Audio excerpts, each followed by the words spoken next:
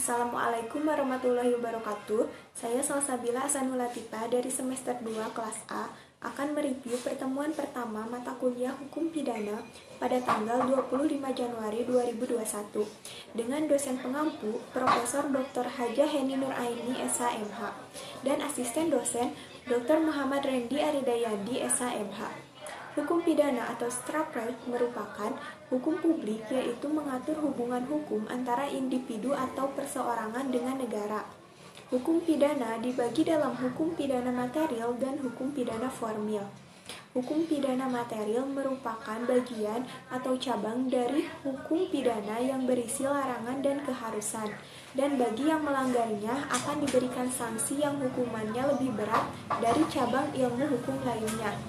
Contohnya, KUHP dan Undang-Undang Hukum Pidana lain atau Undang-Undang Tindak Pidana Khusus. Hukum pidana formil merupakan bagian atau cabang dari hukum pidana yang mengatur hak negara untuk menerapkan sanksi kepada tersangka hukum pidana material. Contohnya, KUHP atau Kitab Undang-Undang Hukum Acara Pidana yang tercantum dalam Undang-Undang Nomor 8 Tahun 1981.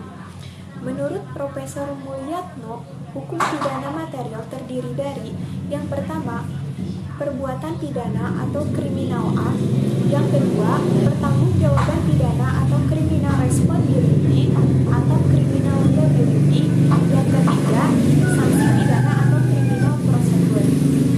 Perbuatan menyangkut asas legalitas, sedangkan pertanggungjawaban yang berhubungan dengan orang berhubungan dengan asas kesalahan.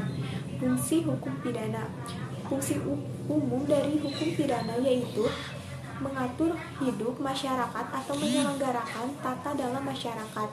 Fungsi khusus dari hukum pidana yaitu melindungi kepentingan hukum terhadap perbuatan yang memperkosanya dengan memberikan sanksi yang sifatnya lebih tajam dibandingkan dengan sanksi dari cabang hukum lainnya atau preventif atau pencegahan. Sekian review pertemuan pertama mata kuliah hukum pidana dari saya. Wassalamualaikum warahmatullahi wabarakatuh.